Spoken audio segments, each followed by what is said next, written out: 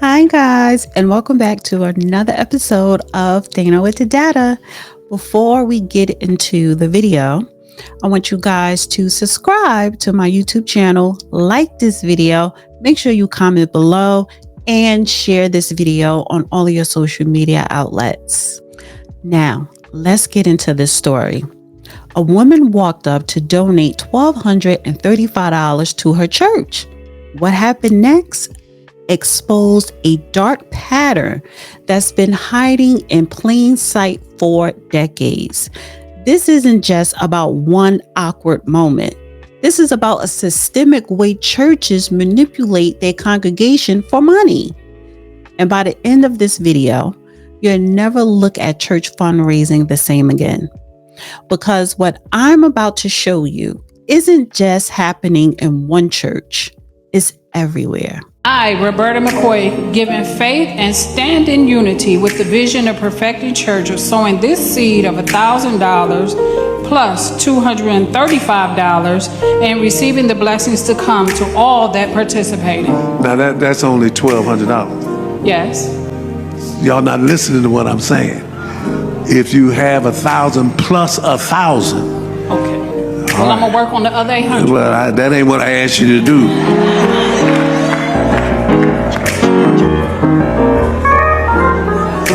So here's what happened. Miss Roberta McCoy, a faithful church member since 2013, went to the front during Bishop Winans' Day of Giving at Perfecting Church in Detroit. She pledged $1,000 plus $235, which is a total of $1,235. But Bishop Winans stopped her cold. He wanted $1,000 plus another $1,000. When she said she'll work on the other $800, he dismissed her with, "That ain't what I asked for." Well, the internet exploded. People called it public humiliation, financial manipulation, spiritual abuse. But here's what's really disturbing. This isn't an isolated incident. And after this went viral, I started digging. And what I found was a clear pattern that's been documented for years. Now, if you guys remember this story, here's Pastor Marvin Sapp literally locking the church doors until congregants paid $40,000. Listen to this. Livestock, grain, that was a type of currency. Note, if you will, I did not say money. I said currency. And this is what God is saying for at least 1,000 of you in the building. And this is simple. I'm not going to challenge you the way Bishop did, but I know that there's 1,000 individuals under the sound of my voice that can do what I'm about to challenge you all to do. This is simple.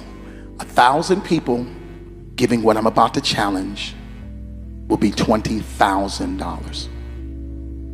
1,000 people giving what I'm about to challenge you all to do will be $20,000. Now, for those of us who are on the dais, I'm taking you higher, so put it back. I'm a strong believer that leaders lead not only in time, not only in talent, but also in treasure. Leaders lead in time, talent, and treasure. I was taught a long time ago that it costs to sit up here.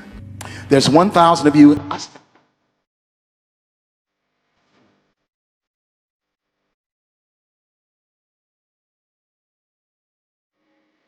We all gonna leave together. Y'all ain't going no place but to the restaurant. There's 1,000 of you tonight, and those that are watching, it's 1,000 that's watching.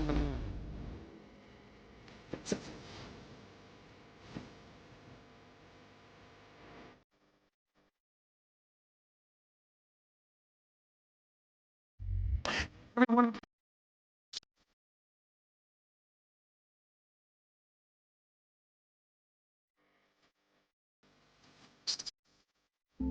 Y'all start moving. Y'all can bring it right now. Come. Even if you're giving tangibly, just put your hand on take your phone and stick it on the bucket.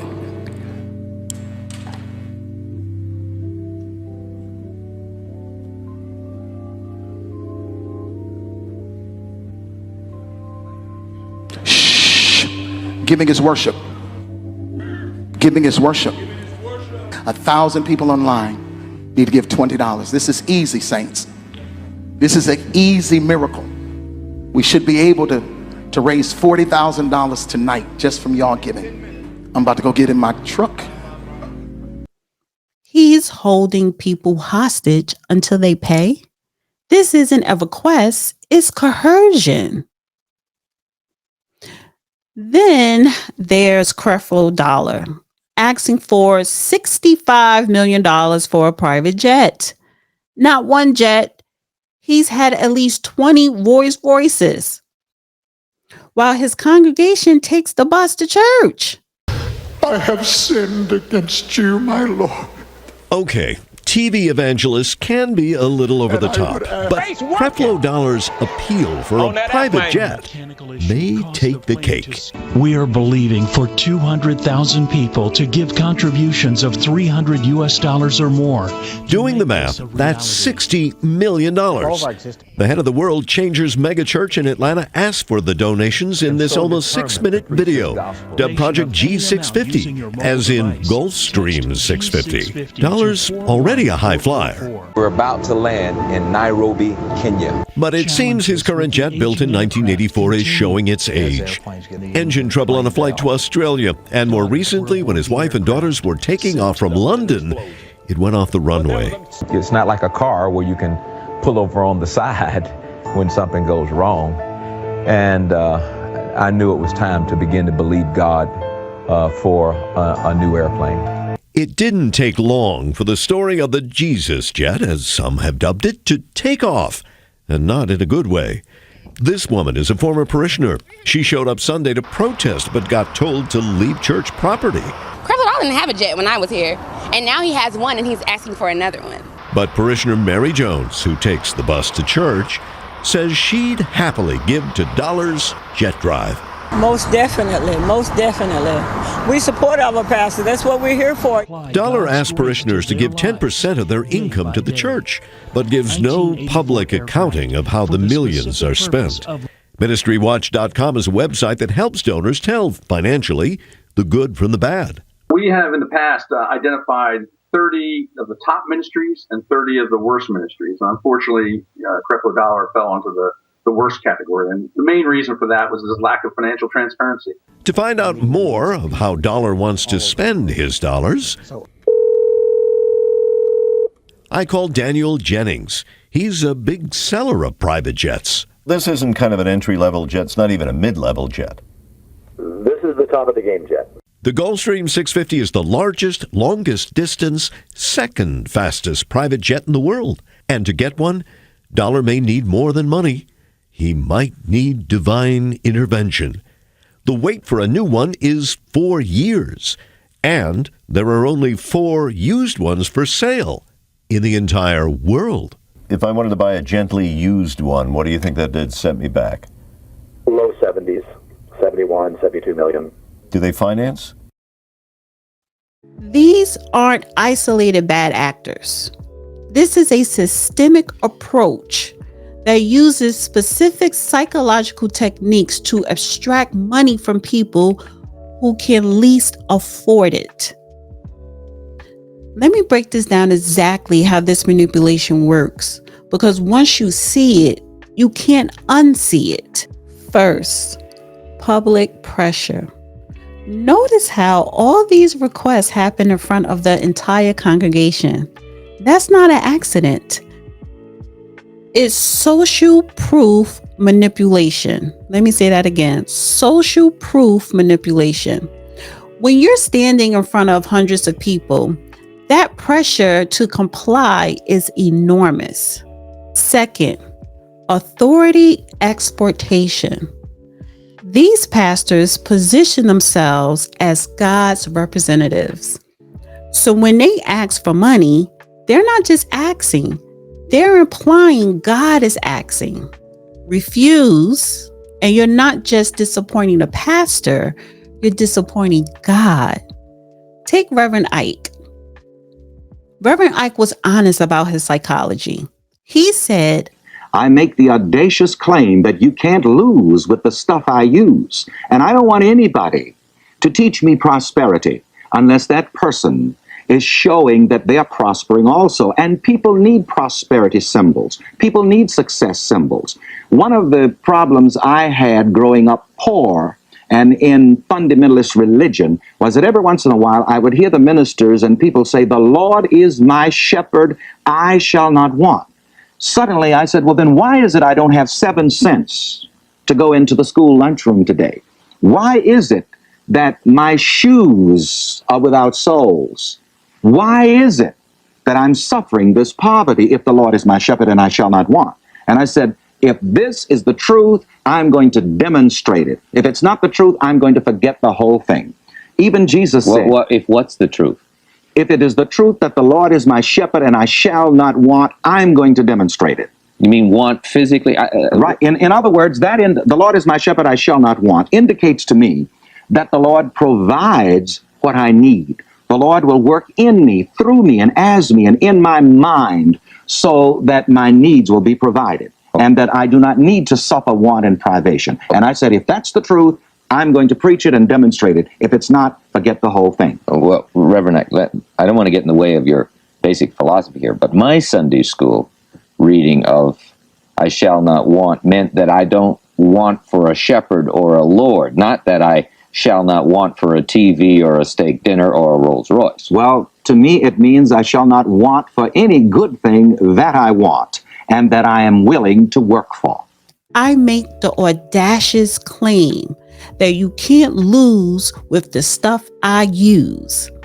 He understood he was selling a product, which was prosperity. He needed to look the part. Third, scarcity and urgency. We need this tonight. Close the doors. This is a limited time. These are classic sell tactics designed to bypass rational thinking. 4. Shame and obligation. When Roberta offered her $1,235, she was publicly corrected and dismissed. The message to everyone watching: your sacrifice isn't enough unless it meets our standards.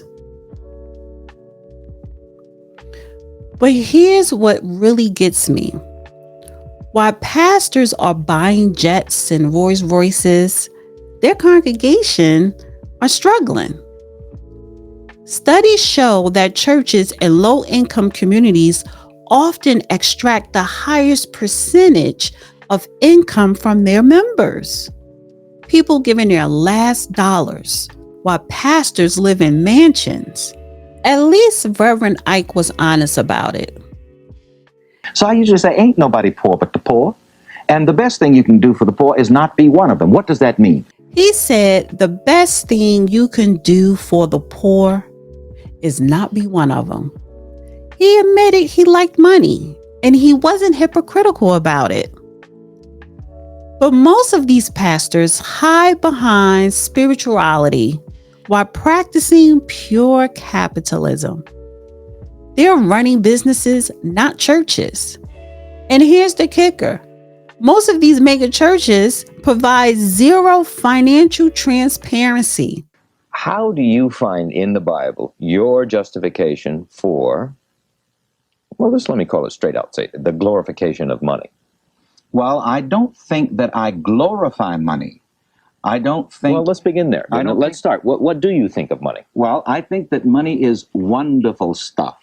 I think that too many people are hypocritical about money. That's really the difference in my position on money. I am not hypocritical about money. I like money and money likes me. I have a great relationship with money. And I laugh at the ministers and even other people who say that money is filthy and money is dirty. And yet before you leave that church, they're going to want some of that filthy, dirty money. and people need to stop being a hypocrite about money. Bishop Winans and Roberta McCoy both came forward to clarify. They said it was just about maintaining order, and he apologized to her privately that the viral videos were taken out of context. To clear up a major misunderstanding that's gone viral on social media. On Sunday, Pastor Marvin Winans hosted a day of giving. Members of Perfecting Church were asked to donate $1,000 and raise another $1,000 to help finish the new sanctuary in Detroit and support their community programs. Pastor Winans asked those giving $2,000 or more to come to the front of the church first, with others following, from the largest donors to those donating as little as $1.62. But one member, Roberta McCoy, went viral after someone posted video of her coming to the front with less than $2,000, claiming she was rebuked by Pastor Winans. I spoke exclusively with both Pastor Winans and Roberta McCoy, who says she's been attacked online since that video began spreading. You're the woman in that viral video. Right. He did not rebuke you. He absolutely did not rebuke me. Now, there's a difference. There was a correction, because let me clearly state that Pastor gave instruction on the lines to get into.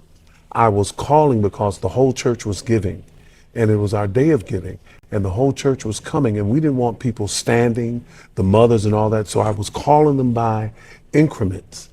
And we had someone that had given out of before, and I corrected it, and I told everybody to listen and come when you call, and that's all that was. Roberta told me Pastor Winans personally apologized to her. She's been a member of Perfecting Church since 2013 and has given faithfully over the years and will continue to do so. And maybe that's true for this specific incident, but it misses the bigger picture. The fact that this moment resonated with millions of people tell us something important. People recognize this behavior because they've seen it before. The comments were full of people sharing their own stories of church financial manipulation. This struck a nerve because it's a common experience. This isn't just about individual pastors being greedy. This is about the theological movement that has fundamentally changed how many churches operate. This theology has exploded in popularity, especially in communities that have been economically marginalized. It promises a way out of poverty through faith in giving. But the only people getting rich are the pastors. Meanwhile, congregants are told their lack of prosperity is due to insignificant faith or giving. It's victim blaming disguised as theology. So what does this mean to someone who attends church or support religious organizations? Well, first, demand transparency. Any organization asking for money should be able to tell you exactly how it's spent. If they can't or won't, that's a red flag. Second, be suspicious of high pressure tactics. Legitimate charitable giving doesn't require locked doors, public shaming, or artificial urgencies. Third, remember that your worth isn't determined by how much you give. Any spiritual leader who suggests otherwise is manipulating you. And finally, trust your instincts. If something feels wrong, it probably is. That uncomfortable feeling you get when you're watching these types of videos, or, if a nerve strikes, that's your conscience telling you this isn't right. So in conclusion, the Bishop Winans movement went viral because it crystallizes something that many have experienced but couldn't articulate. The feeling of being financially manipulated in the name of God. Whether this specific incident was as bad as it looked doesn't matter. What matters is that it opened a conversation about pattern of behavior that's been hiding in plain sight.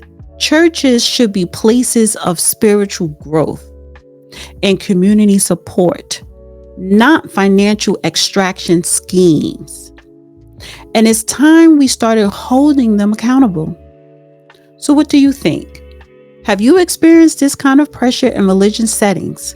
Let me know in the comments below. And if this video opened your eyes to something you hadn't considered before, share it with someone who needs to see it. Sometimes the most important conversations are the uncomfortable ones. And I will see you guys in the next video. Bye. Dana with the data.